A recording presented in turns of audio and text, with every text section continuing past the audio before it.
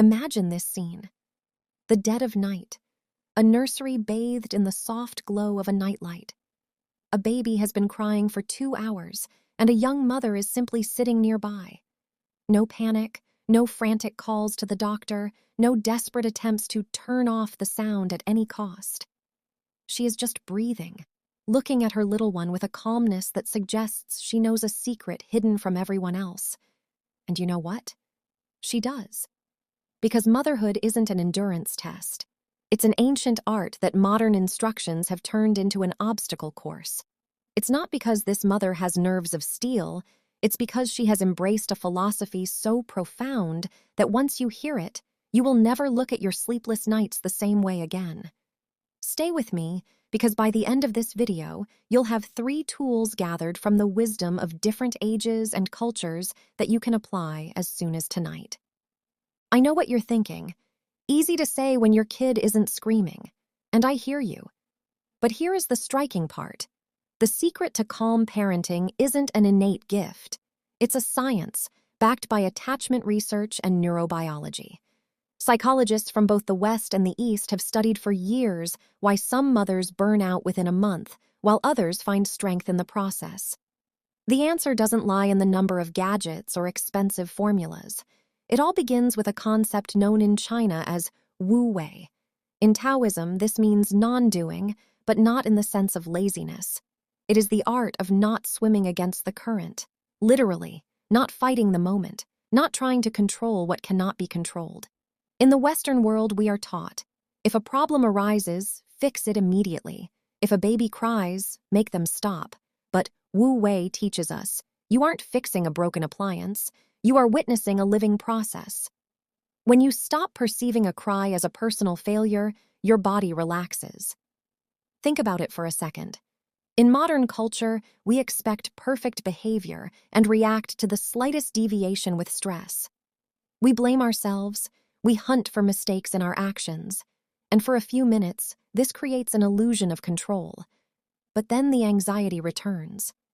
This is because we are treating the symptom, not our internal state. Wise mothers do the opposite.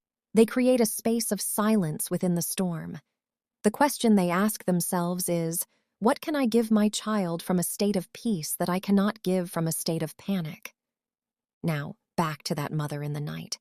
Why didn't she rush to rock him with all her might? Because she practices a principle that Scandinavian countries call Friluftsliv, but applied to her inner landscape. It is a deep trust in the natural rhythm of life. The child needs to live through their emotion, and the mother needs to be the container for that emotion. In the West, we are taught to fix everything fast. Child is unhappy, distract them. Child fell, pick them up. We do this out of love. But here is the hidden consequence. Every time we rush to eliminate any discomfort, we deprive the child of the opportunity to mature. Mothers who trust the process do something radical. They observe, not coldly or indifferently, but with a deep faith that both they and their child will get through it. They allow the moment to be difficult without falling apart themselves. And when you withstand that discomfort, authentic connection is born. Not the kind built on perfect social media pictures, but the kind forged in real struggle. In psychology, this is called good enough mothering, and it is the cornerstone of a child's mental health. Next time you feel like you aren't coping, take a 10-second pause. Just breathe. You'll be surprised how much quieter the world becomes. This is usually where stereotypes about proper parenting break down. People think if you aren't hovering over your child 24/7, you're a cold mother. In fact, it's the opposite. The secret lies in the African philosophy of Ubuntu. I am because we are. It is the belief that the well-being of the mother and child are inextricably linked. In the early months in the East and Latin America, there is a period called the Golden Month, or Quarantena. The mother isn't forced to be a hero. She is cared for so that she can care. And this isn't selfishness. It is the foundation. Neuroscience tells us the state of a mother's nervous system is literally contagious for the child. When a mother feels supported and allows herself to rest, her child develops in safety. A mother's emotional stability is the soil in which the child's immunity and psyche grow. Warmth toward yourself first, demands on the world second, not the other way around. Before we move to the final tool, answer this. Have you noticed how often we wait for motherhood to finally make sense once the child grows up? But the secret is that it's being built right now through rituals. The third pillar of calm motherhood is turning routine into a sacred act. In India, this is called Sanskara, the impressions we leave on the consciousness through repetition. Small daily actions, the way you pick up your baby, how you say their name, how you close the curtains.